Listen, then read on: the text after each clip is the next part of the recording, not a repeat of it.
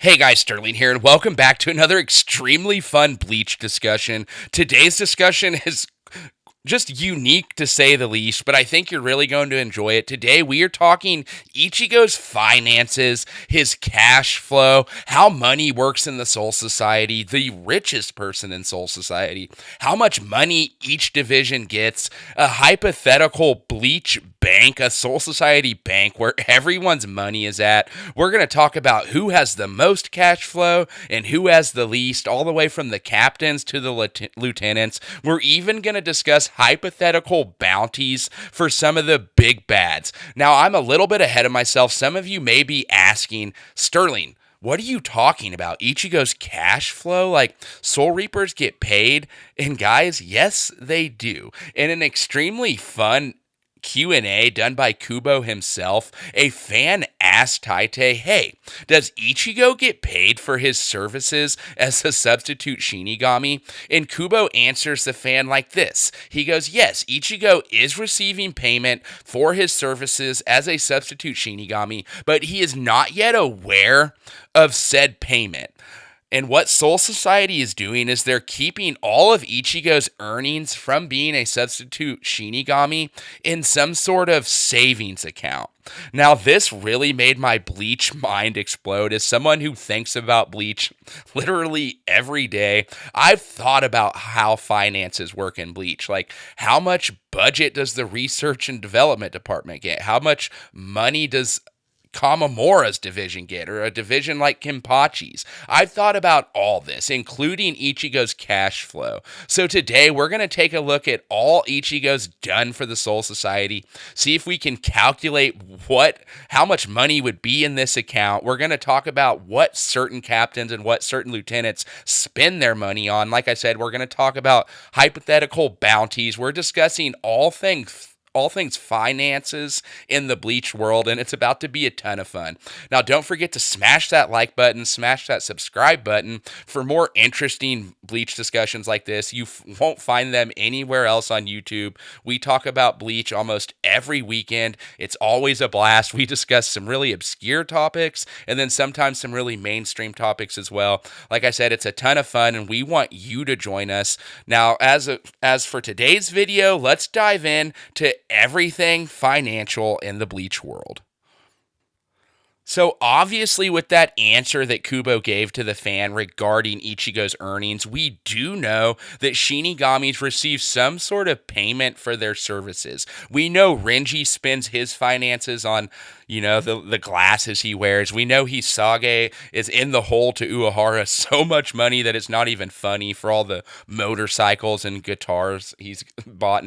Now we're going to talk about Uehara's cash flow a little bit later on in this video, but we know that Shinigami have some sort of currency to spend. So let's talk about that. Obviously, Ichigo would not be receiving any type of payment until obviously Rukia was cleared, all that good jazz. But eventually, from the answer that Kubo gave, we do know that Ichigo started receiving some sort of payment. Now, how does that work? Are they just completely giving Ichigo the shaft when it comes to payment? Or is he getting a hefty amount to when he passes away, he's going to show up in Soul Society living the life? I mean, like I said, there's so many questions that answer from Kubo spawned. We're talking about him today, but guys, just think about it. Like, say Aizen had a massive bounty on his head, and then Ichigo receives money from taking down Aizen. Like, just like in One Piece, you know how the Yonkos have just massive, outrageous bounties? Imagine Central 46 is like, yo, we need Aizen gone. We're putting a bounty on his head, and like any division, like whatever division captain or lieutenant, whoever takes Aizen down, you guys will get that money. Now, obviously, we know that all the Gote failed in taking down Aizen, but Ichigo didn't. So, like, for saving the world, did Ichigo receive, like, a massive lump sum of cash, or did the Soul Society just lowball him? Like, oh, well, since it was you, and, like, you're a substitute Shinigami, kind of the lowest guy on the list, we're going to give you, like, an hourly wage. So how many hours were you fighting Aizen? No, that's probably not how they'll do it. But it also makes you wonder if Ichigo has some sort of an account. Is there, like, an interest rate? Like, say Ichigo lives 80 years, is he going to get some sort of interest for not touching that money? Like, knowing Soul Society, they've been shady. Central 46 is shady. Like, they're probably ripping Ichigo off. But I want to know down in the comments below, guys, how much do you think Ichigo's getting paid for his services? Like, obviously, when he takes down just a Hollow of the Week, he's probably not receiving that much, or maybe he gets paid for each patrol. Who knows? But it really does get you thinking. Now, I really liked the whole bounty idea because it's like, okay, let's see who Ichigo's taken down. Like guys like Ukiura, if there were bounties in Bleach, Central 46 would have had to put a pretty decent bounty on Ukiura and all the Espada. Now, like the top three, they probably had higher bounties. But anyways, I digress. I want to know down in the comments below, if Central 46 issued bounties, do you think Aizen's would just be like an astronomical amount? Do you think they gave Ichigo any type of payment for taking down Aizen? Anyways, tell me in the comments below. I find that portion really interesting. Like, just think if it was kind of like One Piece, like I mentioned, the Yonko having massive bounties. Like all the main big bad villains in Bleach would have massive bounties too. Anyways, I digress. We do hear of money being talked about in the Bleach universe. I can remember when the fake Kurakura Town battles were over and like they're talking about like who's going to pay for all the damages, and like Kamamura of all people steps up and he's like, yeah, I'll pay for it. I don't want my division like going over budget and them having to pay for it. So it's like, Kamamura, like how Beast Man get deep pockets like that? Like, just so I keep laughing during this because it's like Kamamura, thinking of Kamamura having cash flow and like what he would buy, like dog food or whatever it may be. Speaking of money, like I said, the royal families in the Bleach universe, they got it like that. Like the Kuchikis, like they got that old money. Like Byakuya, like he could walk in a room and be like, I'll buy all of you. Like he's like probably one of the top richest people in Soul Society. Actually, the richest person has got to be Yamamoto, like head captain. Like, is he getting paid some sort of salary for? Here you go, Yamamoto. Here's your salary, and after being here thousands of, over 1,000 years, you get another bonus. Like all along, old man Yama's just been rolling in cash, like just Scrooge McDuck style, swimming in it. Just imagine Yamamoto jumping into like a pool of coins. Oh man, I'm showing my age with the DuckTales thing. Who loved some DuckTales growing up? I loved some DuckTales. Anyways, love some Bleach too. But anyways, finances, guys. Think about my Yuri.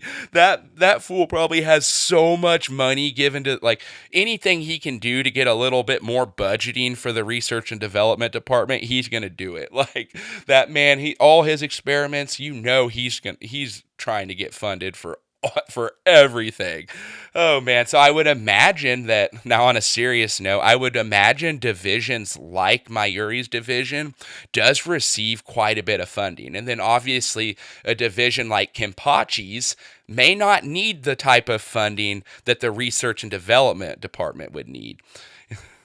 Speaking of captains with money, Kuraku, he's got it like that. He's one of the older Shinigami, and so he's been around a long time, and he's had quite a bit of time to get pay raises, per se. Like, just imagine Yamamoto interviews each captain, and he's like, all right, yeah, show me your Bankai, all that good jazz, and we'll discuss payment afterwards. And, like, obviously, older captains like Kuraku have been around so long that they've had a chance to, like, earn more money, however it is that they earn money. And so a younger captain like Toshiro or Soifon, they go into that interview and, they're getting a lot lower number for their payment, I would imagine. I bet the Soul Society works just like companies in the real world. They probably tell Kuraku, like, hey, don't discuss your pay with your coworkers. We don't want any of that. Reason being is Kuraku, if he started discussing finances with someone like Toshiro or Soifon and Toshiro would come to find out pretty quick that Kuraku, older captains, are getting paid quite a bit more. You'd have Kenpachi in the corner like, we're getting paid for this? What? It'd just be extremely hilarious. Now, I talked earlier about how Hisage has like motorcycles and guitars, and like how that works is like later on in Bleach, they start figuring out a way to like pretty much transfer things from the real world to Soul Society using reishi. And so it's stated in one of the novels that Uehara does this all the time and then hits up Hisage, who obviously Lieutenant Hisage, who loves guitars and motorcycles, and he'll be like, "Hey, I've got the latest guitar, like you should probably come in and buy it." Anyways, it explains in the novel how like Hisage is completely in debt to Uehara because of how many guitars and whatnot he's bought. No, I just find that hilarious. Like, you've got Uehara, humble shop owner, like, yeah, I'll take your money. Like, you need a new guitar, that'll be 1,000 soul currencies, or whatever they call it. Tell me in the comments below, guys, what would you call currency in the Soul Society? Oh, this conversation's extremely comical, but in all reality, I'm sure every captain in the Gote 13 is compensated very well. And you have to think they also get extremely good benefits. First of all, if you're part of the Gote whatsoever, you get to live in Serete. Like, you're not in the Rukongai. Like, it's a whole different world for you. You get all the luxuries of Serete. So that right there, that just may be a perk for some, just the normal Gote 13 court guard squad member. Like, hey, you get like 30,000 soul coins a year, and you get all the benefits. You can go to Unohana's division for healthcare. You get all, like, I wonder if that, like, just like in the real world, how they nickel and dime you for every little thing. I'm sure, it being Central 46 in the Soul Society, that they are nickel and diming everyone in the Gote for everything they're worth. Now, as far as Ichigo's finances in the real world, Ichigo's got to be like the most dripped out anime character of all time. Throughout this video, I've been showing you images of Ichigo like in different outfits. He's got suits, sweaters, you name it. Like, that wardrobe was not cheap. So obviously, Ishin's little medical practice must be pretty dang successful, because if you look in Ichigo's room in the newest anime, he's got the PS5, he's got the iPad, he's got it all. Ichigo's got a cell phone at like 15. Ichigo's dad Ishin, he's got it like that. Like, he's got some cash flow. Something funny while I was making this video I thought of, so like the whole premise is obviously the Soul Society is giving Ichigo money for each task that he does as a substitute Shinigami. Just imagine if the Soul Society had all this money built up for him. He defeated Aizen, got Aizen's bounty, like all that good jazz, like has tons of money in his bank account, and then when he loses his powers in the the Ginjo Kunjo arc, whatever, obvious, the Fullbring arc, there we go, when he loses his powers in the Fullbring arc, and they bring the sword that gives him his powers back, we're actually going to talk about that sword and the Gote 13's actions and in that particular arc in another video. But more or less, let's just say that they charged Ichigo for that sword. Soul Society's like, all right, I know, like, Yamamoto, you're breaking the law, like giving this kid his powers back, but like, if you're going to do it, we're going to make him pay for it. So say Ichigo had like millions of dollars in his account, but after he got his powers back, they charged him for the sword that gave him his powers back. And so they're like, yeah, man, you were a millionaire, but that sword was pretty pricey. You got your powers back. Pretty fair trade there. You're now at like $5. And you just imagine the Soul Society shafts him like that. Because like I've said multiple times in this video, you can't trust the Soul Society, man, especially not Central 46. So like, they're probably charging Ichigo like a bank fee. When it comes time to withdraw his money, probably charge him like an insane withdrawal fee. The Soul Society's always going to have to get theirs on the back end. Just like in the real world, it's probably not much different. Another way I could see Central 46 and Soul Society giving Ichigo the shaft is like, oh, you thought you were getting paid like a bounty for Aizen, or, a big payday for each big bad you took down? Yeah, no, not exactly. We've been paying you hourly, Ichigo, and since you're a substitute Shinigami, there's technically no laws to protect you, so we've been paying you like $2 an hour, man, and like, you really don't have that much accumulated. Oh man, wouldn't that be hilarious? Now, adult Ichigo, obviously, like defeating Yuha, all that, like you better give that man all, like the royal families better just be handing over their riches, like because you know they got treasure troves, like they have whatever they want, they can buy whatever they want. They're the royal families. They've been collecting money literally since the Soul King brought everything together. Like the royal families, they probably have the monopoly on everything. Like, they probably control said bank where Ichigo's money is at. Like, imagine the. I wonder where the bank is at in the Serete. Like, it's probably just like this massive, massive building, like 2 or 3 times bigger than the first division barracks. Just a massive building where they hold everyone's money and whatnot, just like in the real world. It really makes you think, like, does Ichigo have an account? Is he going to have to roll, like, Ichigo passes away and shows up to Soul Society and is like, how do we buy things here? And then they finally tell him about his account, and he's like, I have money? Like here? It would just be incredible. Like I said, as a Bleach fan that thinks about Bleach every single day, I've thought about finances. Now, your average fan has probably not even thought about it once, but being who I am, I've thought about it constantly. And so we discussed it today, guys, but I want to know from you guys, how much do you think Ichigo gets paid? How do you think the financial system in Bleach truly works? Who do you think the richest person in Soul Society is? Like, obviously, you've got Ichibei and the Royal Guard. They're up there. They probably have everything they need up there. But as far as people in the Serete, Yamamoto's got it like that. Kuraku's got it like that. Like I said earlier, apparently Kamamura's got it like that. If he's going to just rebuild Kura Town, like, oh yeah, no problem.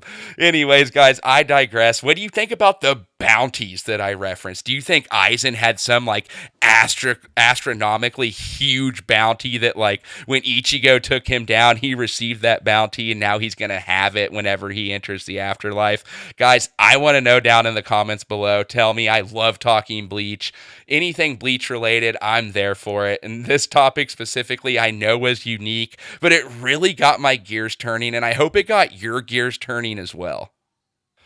Guys, this discussion was a ton of fun. I know it's a little more unique than the normal serious what ifs that we explore, and we are going to be getting back into those probably around Thursday of next week. We have some incredible stuff coming down the pipeline. We've got the Stern Raider versus the Espada that we've been working on for months now. We've got some incredible Dragon Ball what ifs, some Fairy Tail what ifs, and even some One Piece what ifs. Now, guys, if you have a Bleach what if or any anime what if discussion that you want to see brought to life and discussed on this channel, then tell me in the comments below, and like always, we will make it happen. This channel has and always will be a safe space for all of us to explore our ideas and have fun with the stories we love. Guys, this discussion was a complete blast. Be extremely interactive in the comments below, because I cannot wait to talk the finances of Bleach with you guys down in the comments below.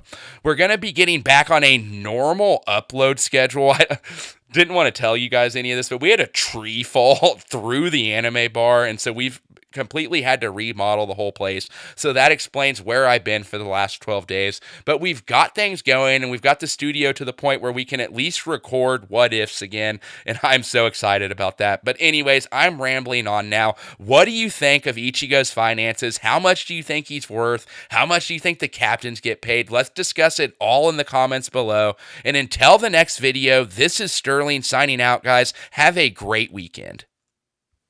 Ichigo really is the best dressed character in all of manga, hands down. You cannot change my mind.